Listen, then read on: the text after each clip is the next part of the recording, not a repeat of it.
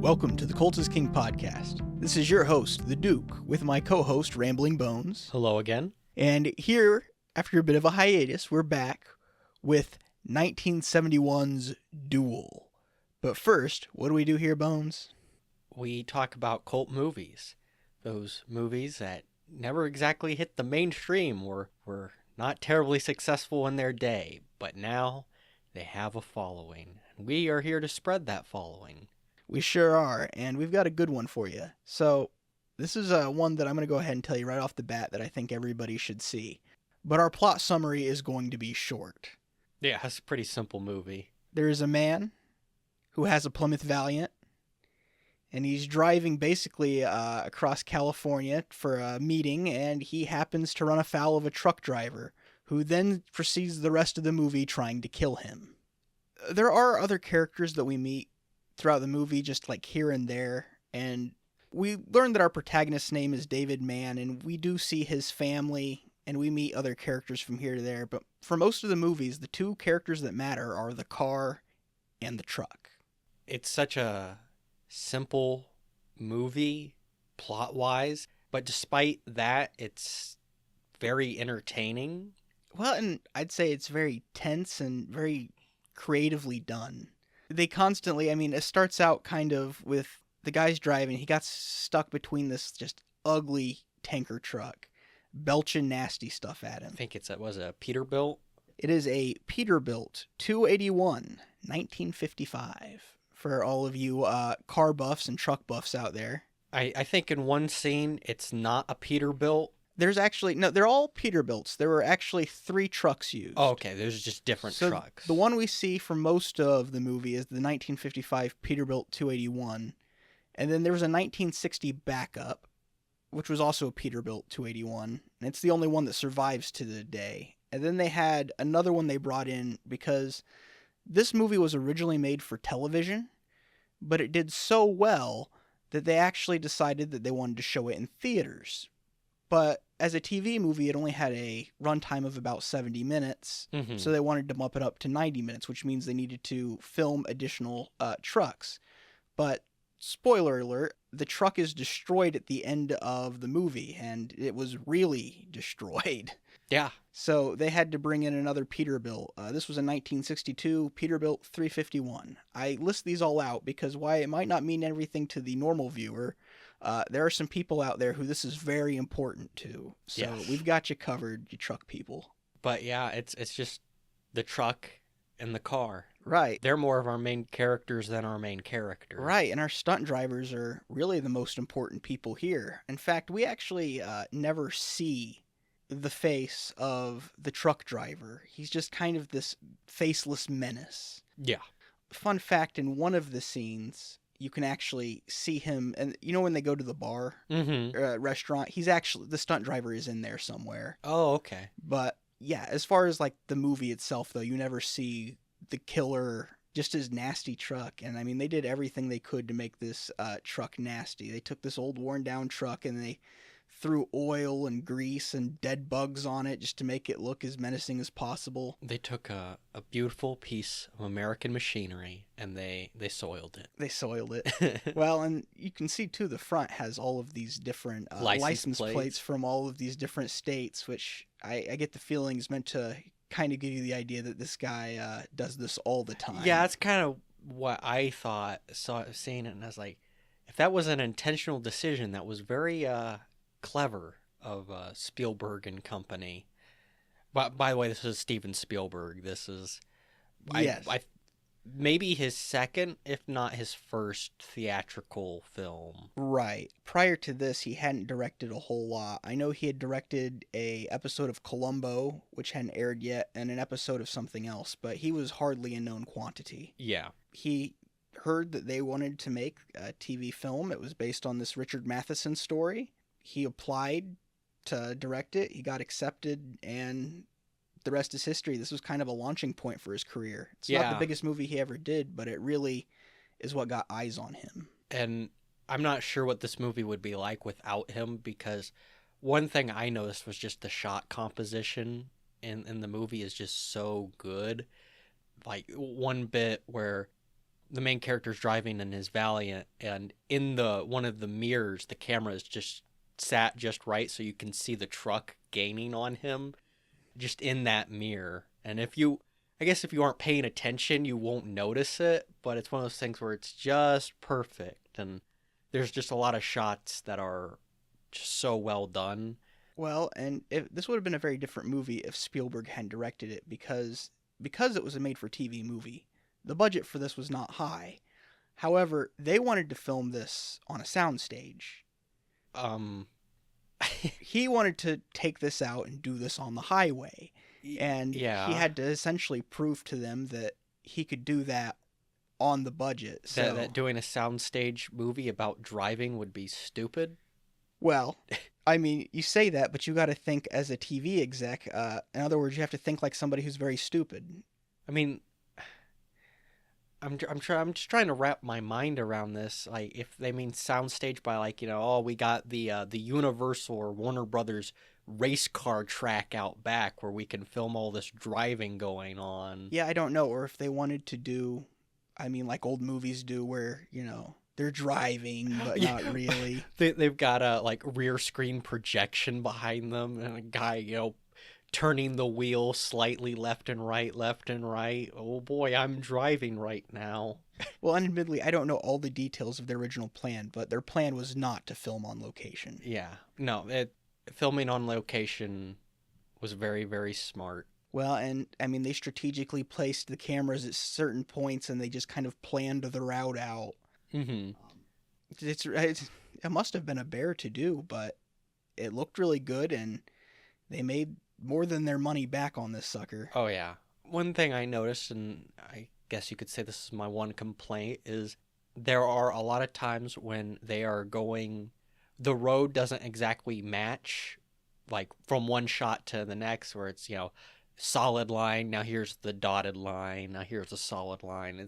It's one of those things where it's not really that important, and it doesn't take you out of the movie, but watching it, I'm like, yes. Editing, they have all this footage of driving and they just have to put it in, and the road is not consistent with that. Well, and I'm not going to pretend I noticed that. I didn't. It doesn't surprise me that you noticed it.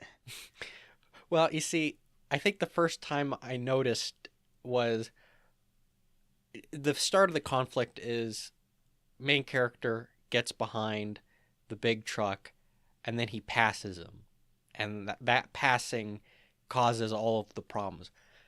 But my weird brain saw him passing, and I'm like, is this a passing lane? Or, because like you're supposed to pass when the line is dotted, don't pass when the line is solid, It was like... That's really autistic. I was curious, and I think it was solid, and I think that maybe if he had followed the rules of the road, he wouldn't have ended up in this conflict. Yeah, I'm pretty sure running over telephone booths and trying to kill a guy is also against the rules of the road. And I saw this truck speeding at several points. Yes. Which, for the way... But this our has main to character be... was also speeding. That's true, but this has to be the world's fastest truck, by the way. Yeah, it is a little silly. I mean... They sort of give excuses, like it's probably like some sort of souped up diesel or something like that. But well, if he's not really hauling stuff, if he's just really built to kill, who knows what's under the hood there. But they had to do a lot of stuff to create the illusion of speed because the actual truck could not go 90. But still, though, like props to the drivers in this movie because, I mean, they really give it the life. I don't want you to get us wrong either. I mean, if it sounds like 90 minutes of two guys driving is really boring, it's really not in practice. yeah. There might be a little slow spot here or there, but for the most part, it's just kind of wall-to-wall action. And, I mean, it's kind of creative. I mean, it starts out at first, he passes the guy. Okay, well, the guy passes him back, and he's stuck behind this ugly truck again, right? And then at one point, the guy starts to wave him over, and he goes around, and there's another car coming, Yeah. Or one of the most notable scenes in this movie wasn't actually in the made-for-TV cut. There's a scene where where David is stuck at this train crossing, and the truck comes up behind him and is trying to push him into the train, which is one of the scenes that everybody remembers who's watched this film. It's also one of the scenes that's been parodied and given homages in lots of other media. but actually it only was in the theatrical cut. This movie has been referenced many a time in many different things. And movies, TV, video games. I think I saw something about a JoJo's Bizarre Adventure reference. Yes, it was referenced in JoJo. That's not also the only Japanese reference to it. There's a reference in a Lupin movie to it.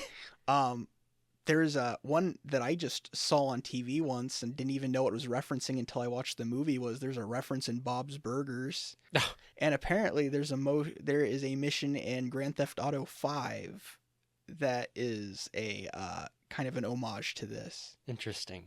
Now that's just a very small fraction, but that just shows you how wide the I guess how wide the influence of the movie is. It's a culturally significant movie that doesn't seem to be super well known. I mean, like, people know it, but if you ask somebody, like, name top 5 Spielberg movies, Duel is not on that list, even though it maybe should be. Yeah, I'm about to say, on my personal list it would be.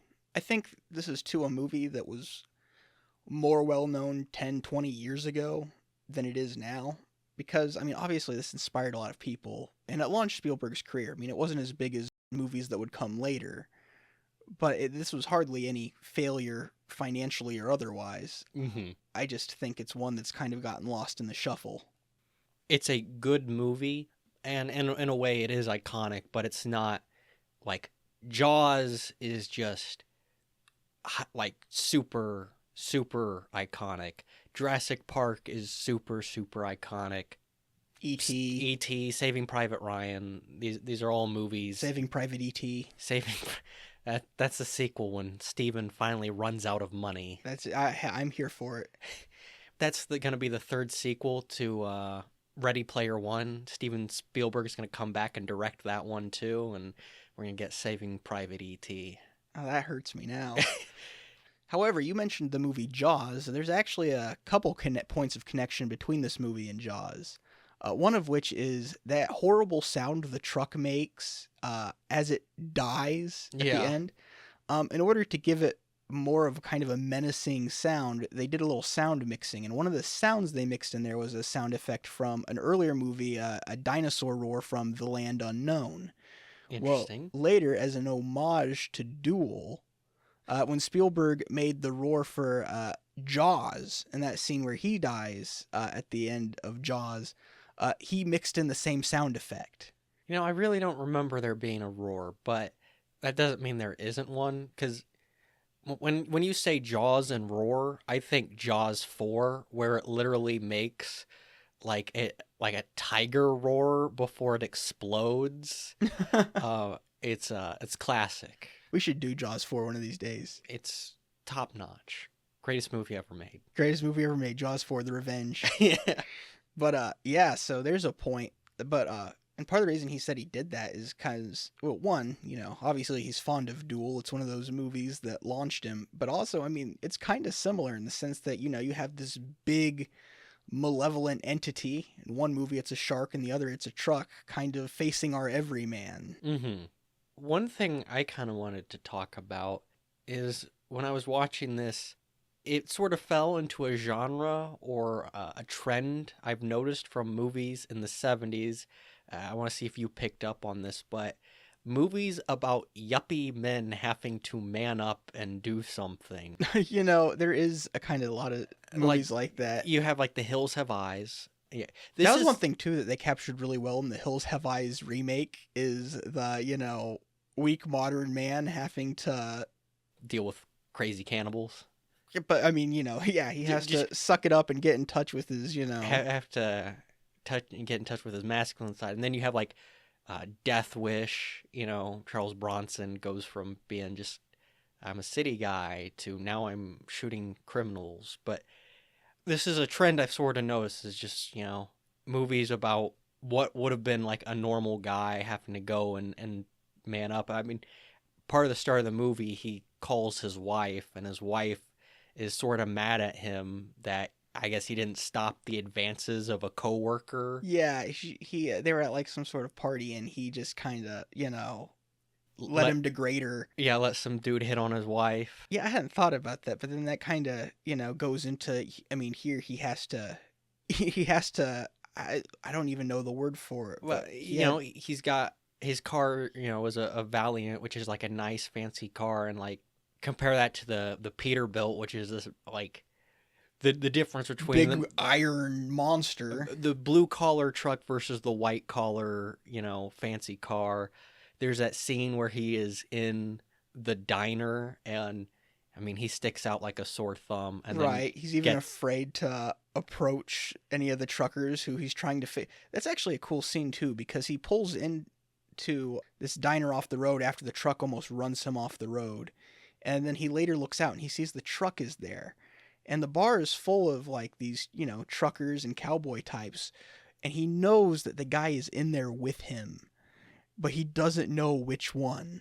Yeah, and he is contemplating going up and trying to confront them, and of course doesn't. Well, he finally works up the courage later to he confront finally one of them, and he gets the wrong guy. Yeah, he of course picks wrong and then gets beat up.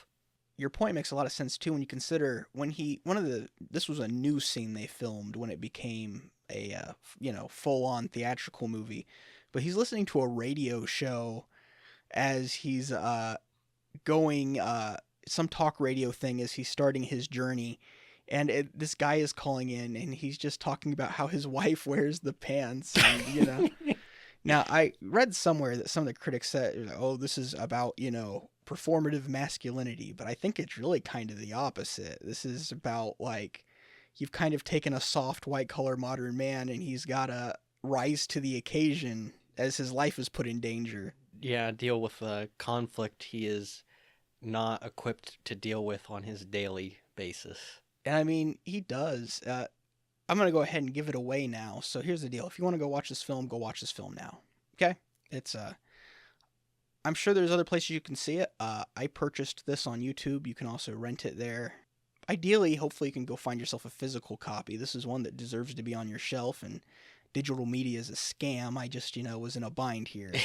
I want you to know I haven't gone back on my, my beliefs here. I just, I needed the movie fast. Sometimes compromises have to be made. It's very unfortunate. But at the very end, he like sets a trap for the trucker, and they basically to go with the title Duel, he drives the truck with all of his might, and he's got his briefcase down on the accelerator, and the truck's coming right at him in a game of chicken, and he bails out, and the thing crashes, and they go off the side of the cliff and explode. I was really impressed with the camera work of the truck going down the side of the valley, cliff, whatever, because it can be hard to keep things in frame when they're moving, but especially when they are, falling down a hill, and they keep like the truck so perfectly in frame, but also just the amount of dust that gets kicked up, it's just kind of cool the way it tumbles down, and it's like lost in a cloud of dust, but it pops out just to tumble down more, and then pops back out. And I was like, oh, wow, that's really cool. Because typically you get, here's 5 seconds of the vehicle flying off, and then it explodes. Yeah, it's a far cry from Supervan, where cars just randomly explode when they're in chases. Yeah. But another thing that makes that scene even cooler is they really only realistically had one shot. Yeah. In fact, I want to say, because they hadn't had to use it prior or something, that at this point the backup Peterbilt, not the one they would later bring on, but the one they had a backup at the time, they had taken off. Mm-hmm. So they just had basically the one chance to get it right. And there's no CGI in this movie. That's not a thing that exists. So stunt drivers had to do this, and it had to be filmed perfectly, or I don't know. They would have had to rework everything. They would have went back to whoever produced this movie with their hat in their hand and say, thought we had an oopsie whoopsie. Can we have some more money, please? More money, please. Well, speaking of pinching pennies, this annoyed Spielberg to no end, but you don't necessarily have to have seen Duel to have seen Duel. Any fans of classic television here probably are familiar with the 70s show The Incredible Hulk. Yeah. Well, much of the plot and much of the scenes were lifted to basically Frankenstein into an episode Oh. where our friend David Banner runs into a malevolent trucker.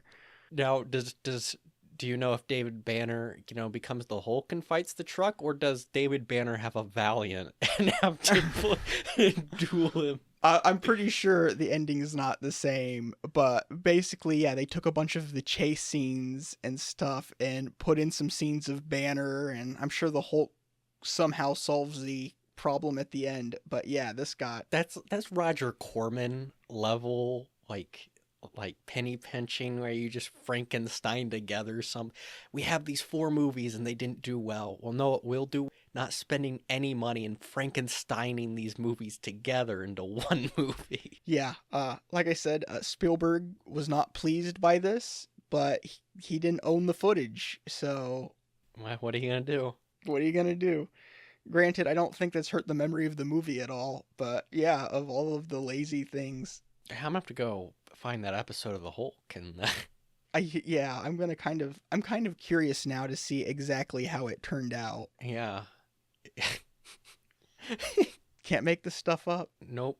You want to take a minute to talk about cast and crew, or do you have some? Yeah, I'm down. I only wrote down two people for the cast and pretty much two people for the crew. So, because this is a pretty small, I mean, cast wise, it's pretty small, and most of them were sort of like character actors who mostly showed up on television. And there might have been some crew who were more notable, but I mostly wanted to point out Richard Matheson and Spielberg. But yeah, I'll go ahead and just Yeah, go ahead and talk kick about off with Matheson and Spielberg, and I'll take us into Yeah. the drivers. So Richard Matheson, I was kind of surprised because I didn't realize how involved he was with film. Film, TV. Because I just know him as like a paperback science fiction horror author, but a lot of his work he adapted into screenplays, or like this, he wrote the screenplay for Duel, but he also wrote the story that would become the screenplay. Right, the basis for this was a short story he wrote for Playboy magazine, but you've probably familiar with some of his work. He wrote I Am Legend, The Incredible Shrinking Man. He wrote several episodes for Star Trek. He wrote the big book and I think later the screenplay for Hell House. Yeah, he wrote Hell House and the Legend of Hell House. Night Stalker, Night Strangler, both of those are Richard Matheson. I didn't realize that. Yeah, I didn't realize that either. I love that movie. He wrote the screenplay for The Devil Rides Out, which is maybe the best Hammer movie, if not one of the best Hammer movies. I really like that one. Really the height of his career. Jaws 3D. That's the Spielberg connection, apart from working on Duel, This is his homage. Hey, you know what? Jaws 3D wasn't too bad, especially if you consider that Jaws 4 The Revenge is a thing. Yeah, I think every, like, Jaws 2 and 3... Jaws 2 isn't actually that bad either, but, Jaws 3, you can forgive everything because it's not Jaws 4. Right. And it's not... Was it... I forget what the Italians made, but I think people would just refer to it as Jaws 5. It's like Cruel Jaws. It's their horrible ripoff. Yeah, we're going to have to talk. We could do a whole episode on just weird Italian cuts of movies. Yeah. Italian Godzilla, that's a rabbit hole you should look at. But yeah, Richard Matheson, he's I've only read, I think, I've only read Hell House book-wise, and it was kind of like most paperback horror, kind of trashy, kind of good, easy to read, and that's him. I read I Am Legend, and I can tell you that one's like just really good, minus the kind of sleazy, kind of trashy. Yeah, that's what you get with paperbacks is it's here's your government mandated sleaze. Or I guess it would be publisher-mandated sleaze. Yeah, I don't think the government yet is forcing us to read trashy paperbacks, but you never know. It's only a matter of time.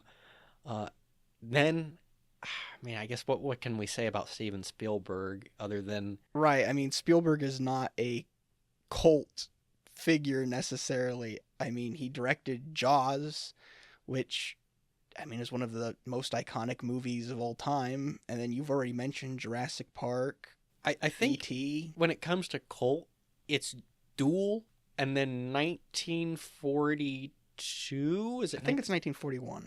Yeah, you're probably right. 1941, which There's actually a connection between this and 1941. Oh, what's that? Okay, so there's a scene in Duel where he stops at this weird gas station / roadside attraction at the Snake-O-Rama, where this lady, crazy kind of snake lady, she works the gas station, but she also has like all of her like snakes and lizards and tarantulas and like just these roadside terrariums and stuff.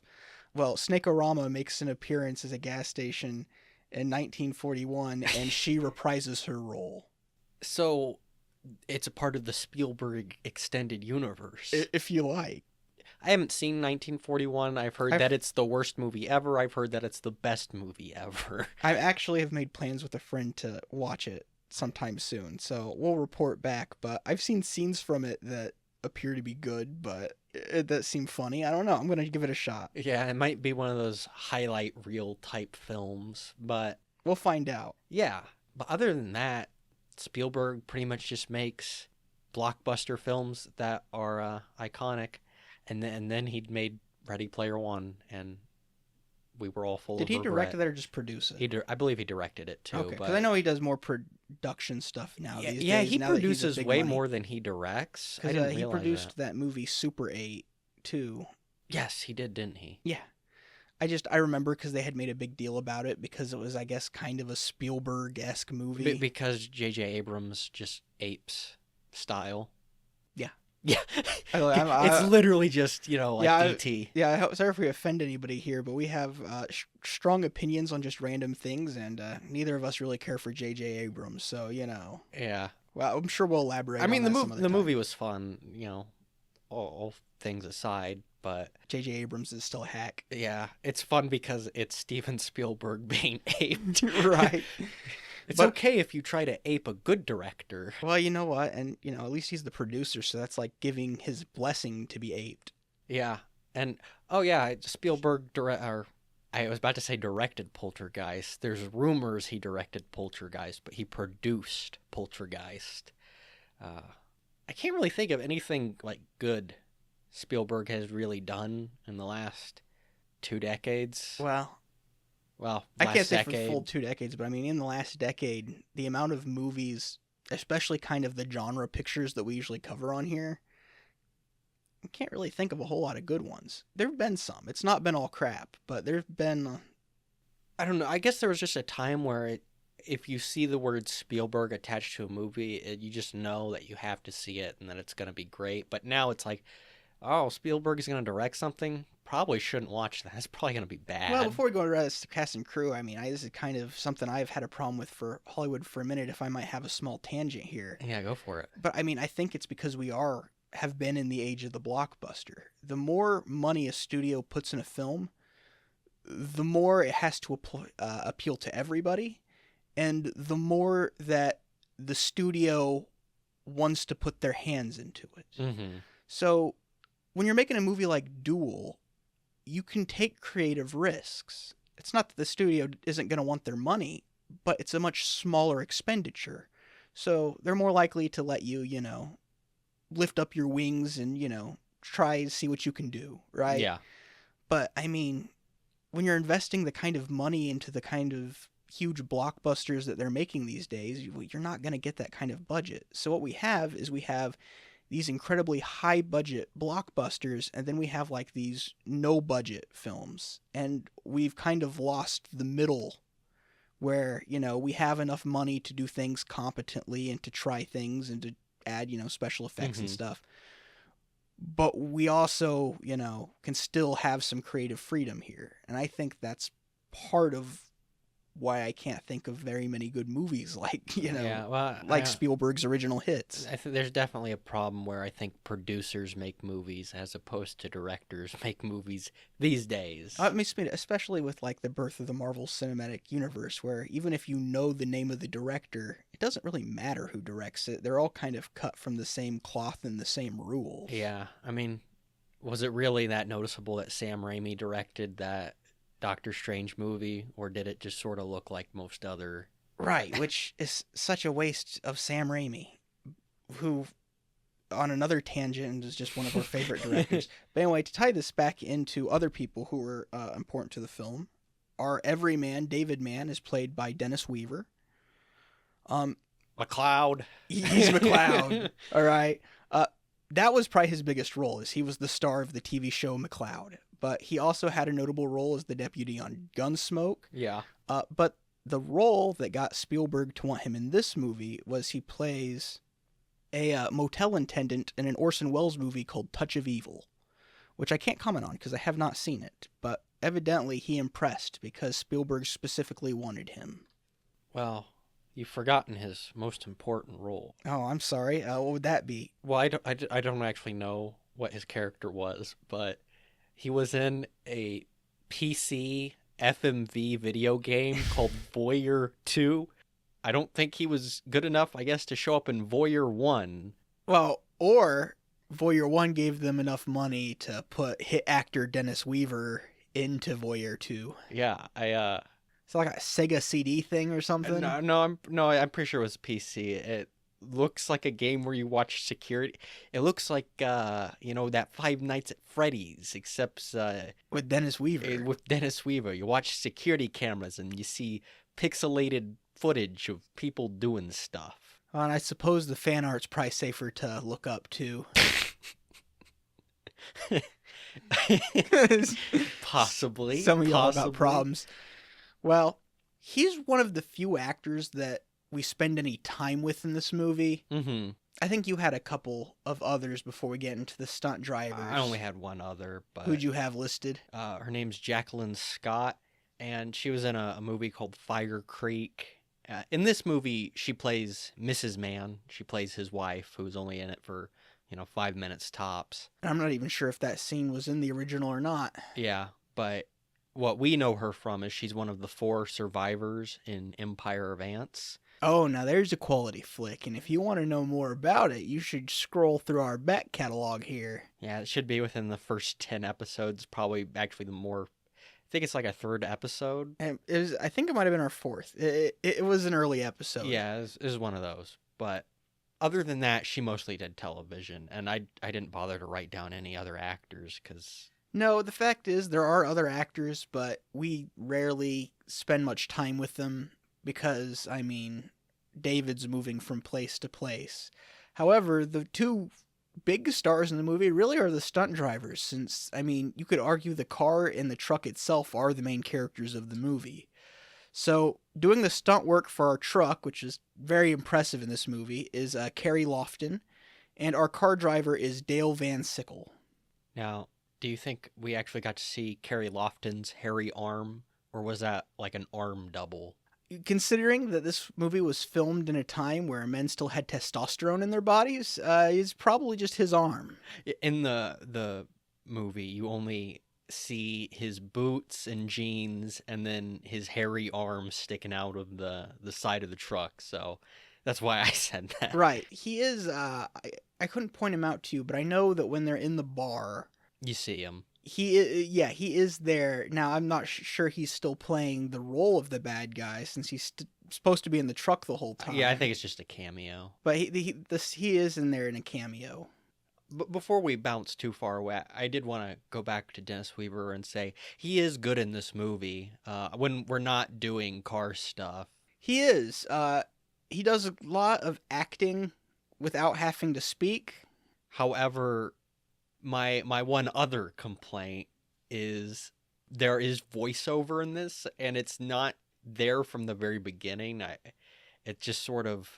Yeah, like, it kicks in after he gets run off the road the first time and ends up at, like, the roadside diner, yeah. And it's not so bad that it really hurts the movie that much, but I wonder if the movie wouldn't have been stronger without it. It's a very made-for-TV kind of artistic decision, if you get what I mean. Yeah, and I think they're trying to hold everybody's attention in a movie where there's very little dialogue.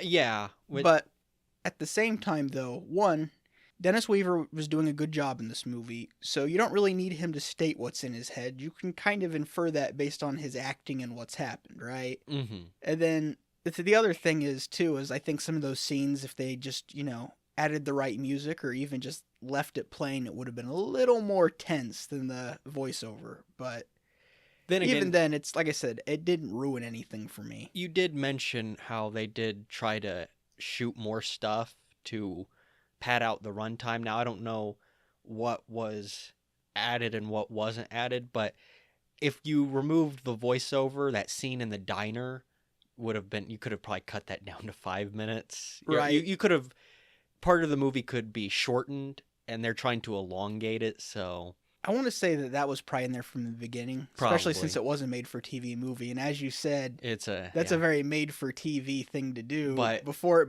they did the theatrical cut, I know. We can't cut it though, because we've got to extend the runtime.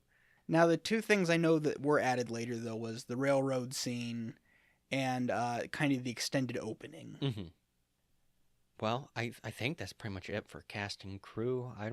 I guess my last little bit is killer car movies. Where does this stand for you? Or not even just killer car movies, but iconic vehicles driven by people who kill other people. So you got Christine, the car from the movie The Car, that truck that the guy from Jeepers Creepers drives. Oh, the Maximum Overdrive truck. Maximum Overdrive truck. Does the tire count? It's just a tire. No. No?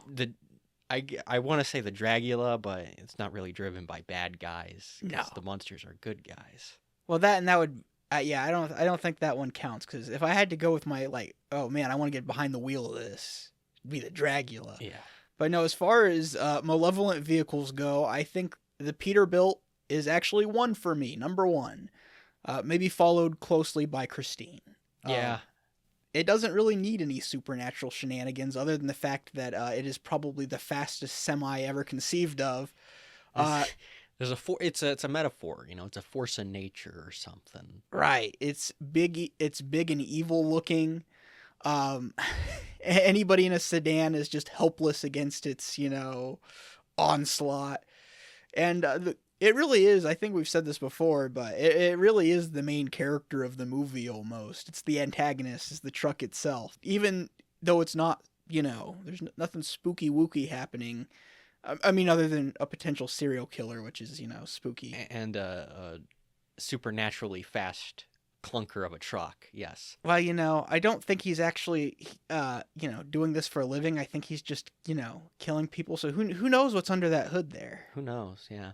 All in all, I think the real theme of this movie is don't pass people in no passing lanes. Sure. I mean, you shouldn't do that, but... That's the start of the conflict, You think that's what all the other people whose license plates are on his truck did? Definitely. I think this guy is just a real stickler for the rules, and he sees you speeding. I mean, if there are no rules, then we're just all animals.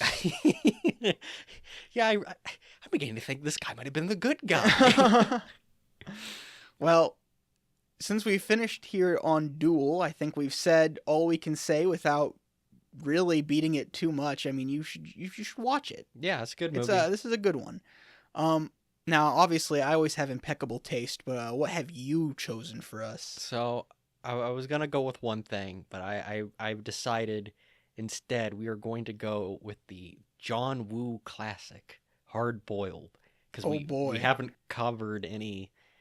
I guess we have covered one Hong Kong movie. We did, Inframan. But another one you should check out. This is a different piece of Hong Kong cinema. Yeah, I got a little gun fu going on. Yes, I hear. John Woo walked so the Wachowski brothers could run. And then drop the ball. And then drop the ball. But yeah, you should come back and listen to that. But first you should hit that subscribe button. What's the audience's homework? Oh, the audience's homework. Well, for one, I hope you all in there, I look at the comments. I see a lot of you aren't doing your homework, okay? All right, this is mandatory. This isn't an option. And your homework today, if you want to get good marks, is you need to give me your favorite malevolent vehicle.